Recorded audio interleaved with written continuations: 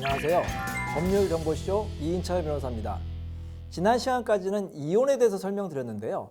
가정 내에서 부부 간의 이제 분쟁 말고 또 다른 분쟁이 있습니다. 중요한 게 바로 부모와 자식 간의 분쟁이라든지 아니면 부모와 자식 간의 유언 문제, 상속 문제, 부양 문제에 대해서 이번 시간에 설명을 드리도록 하겠습니다.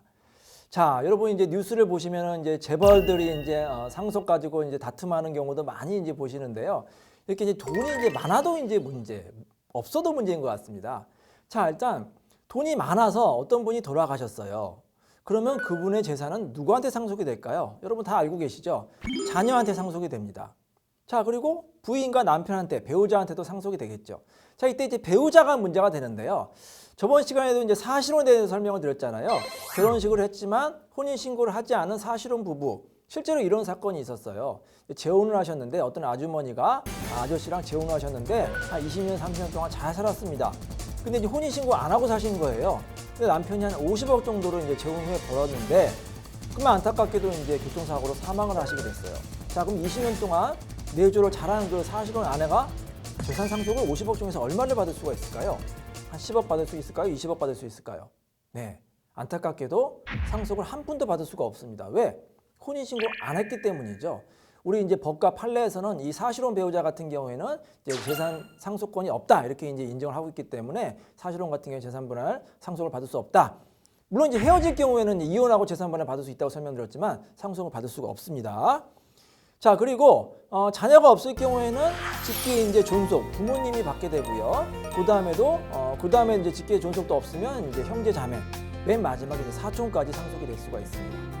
자, 근데 여러분 어느 날 사촌이 이제 돌아가셨다는 그런 부고를 받게 됐어요. 소식을 듣게 됐는데 편지가 나왔습니다. 사촌이 이제 가족이 없어가지고 사촌 재산 10억 원이 당신한테 상속이 됐습니다. 편지를 받았으면 여러분 기분이 어떠세요? 사촌이 돌아가신 거 굉장히 마음이 안타깝지만 재산 이제 상속된다고 하니까 어떻게 보면 이제 좋다고 이제 생각이 들겠는데 알고 보니까 그게 이제 마이너스 10억이었던 거예요. 부채였던 겁니다. 여러분 부채 같은 경우에도 상속이 똑같이 된다는 거 명심하세요. 우리 법에서는 뭐 부채는 뺀다 이런 말은 없습니다. 어떤 분이 돌아가시면 그 사람의 적극 재산도 상속이 되지만 빚만 난고 돌아가셨다. 부모님이 사업을 했는데 뭐 빚이 한 10억, 20억이 있고 그냥 그걸 해결 안 하고 돌아가셨어요. 그럼 빚이 상속이 돼요. 자녀가 갚아야 됩니다. 근데 여러분 너무 억울하시죠? 아니 부모님 뭐 그동안 나한테 재산도 상속도 안 해준 것도 얼마나 억울한데 빚만 상속해집니까? 너무 억울합니다. 자유민주주의 사회에서 어떻게 이런 일이 발생할 수가 있습니까? 너무 걱정하지 마세요. 그 빚에서 제가 이제 탈출할 수 있는 방법을 알려드릴게요. 바로 상속을 포기하시면 됩니다. 자, 3개월 안에 법원 가셔가지고 부모님 빚이 너무 많은데 우리 자녀들 그 부인과 남편은 도저히 갚을 형편이 안 됩니다. 상속을 포기해 주세요. 그걸 신청하면 됩니다. 그리고 주의할 거는 상속 포기는 다 모든 식구들 다 가셔야 돼요. 자녀가 5명이다. 자녀들 다 가시고 아내도 가시고요. 또 자녀만 갔다고 다 되는 게 아니에요. 그 돌아가시는 분의 형제 자매, 부모님, 사촌까지 다 가셔야 되는 거예요. 사순위까지 상속 포기를 해야만 그 상속 채무를 지지 않게 되니까 꼭 기억하시기 바랍니다. 자, 근데 부모님 상속을 포기하려고 하니까 뭔가 새로운 사실이 발견되는 거예요.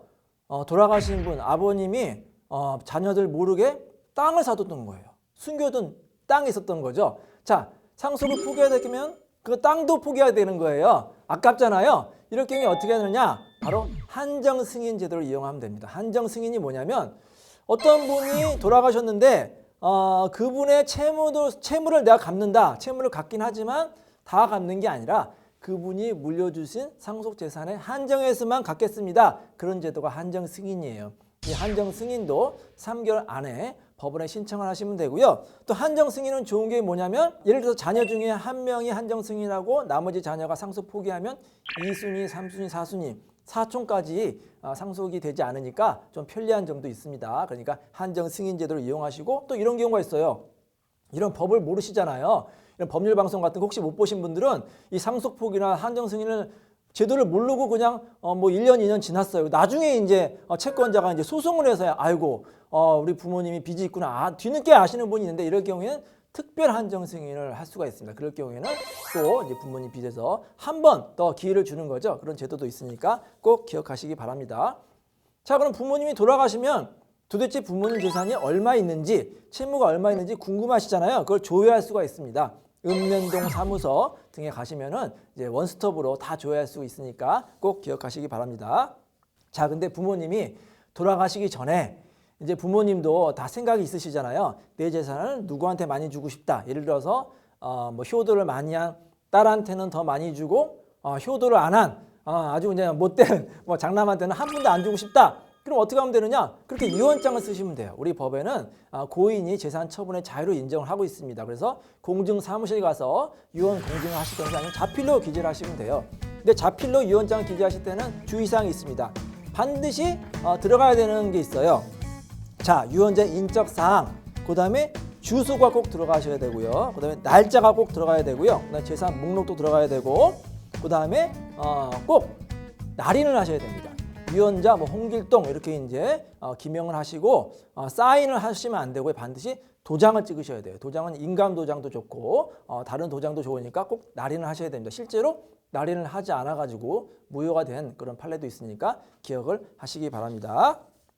자, 그래서 예를 들어서 이렇게 쓴 거예요. 아들한테만 다 주겠다. 딸은 안 주겠다. 예전에 이런 분 계셨죠. 장남한테는 전 재산 주고 딸한테는 한 푼도 안 준다. 요즘 세상에 딸은 얼마나 억울합니까? 이럴 경우에 정말 딸은 한 푼도 못 받게 되는 건가요? 그렇지 않습니다. 우리 법에는 유류분 제도라고 있어요. 유류분 제도는 뭐냐면 원래 받은 상속분의 2분의 1을 청구할 수 있는 겁니다. 예를 들어서 부모님이 큰아들한테만 전 재산을 줬다. 그러면은 그 장남한테 그 나머지 이제 그 형제들이 자신의 원래 받은 상속분의 2분의 1을 청구할 수가 있어요. 예를 들어서 원래 받은 상속 몫이 2억이었어요. 그런데 부모님이 한 푼도 안 주셨다. 그러면 2억의 절반인 1억을 유류분으로 청구할 수가 있습니다. 그리고 우리 이제 부모님들 그동안 자녀 위해서 너무 많이 이제 고생하셨죠, 희생하셨죠. 왜냐하면은 우리 부모님들은 법적으로 미성년 자녀는 부양을 할 의무가 있는 거예요. 이제 자녀가 성인이 될 때까지 만 19세가 될 때까지는 부양을 해야 됩니다. 자, 근데 이제 부모님이 연로하시고 자녀들이 수입이 많다. 그러면 누가 누구를 부양해야 될까요? 자녀가 부모를 부양해야겠죠. 부양 의무가 있고 또 물론 가서 이제 효도도 하는 것도 중요하지만 금전적으로도 부양 이제 의무가 있습니다. 부양료, 생활비를 지급을 해야 됩니다. 그래서 오늘 방송을 보고 계시는 어르신들 혹시 자녀한테 생활비, 부양료 받지 못하신 분들은 방송 후에 자녀한테 전화하셔가지고 한 달에 50만 원에서 100만 원 정도 생활비를 법적으로 요구할 수 있으니까 꼭 기억을 하시기 바랍니다.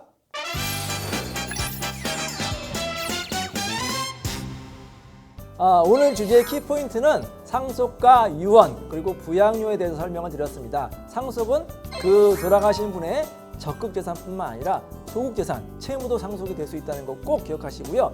만약에 고인의 채무를 상속받기 싫으면 3개월 안에 법원에 가셔가지고 상속 포기나 한정 승인을 반드시 신청하시기 바랍니다. 그리고 유언 같은 경우에는 고인이 유언의 자유가 있어요. 누구한테 재산을 얼마 줄 것인지는 유언 공증이라든지 자필 유언은 꼭 요건을 빠뜨리지 말고 기재를 하시기 바라고요. 만약에 유언에서 배제된 자식도 유류분으로 자신의 원래 상속분의 2분의 1을 청구할 수 있다는 거 기억하시고, 마지막으로 우리 어르신들 자녀한테 혹시 생활비 못 받으신 분들은 부양료를 꼭 받으시기 바랍니다. 지금까지 법률정보쇼 이인철 변호사였습니다. 감사합니다.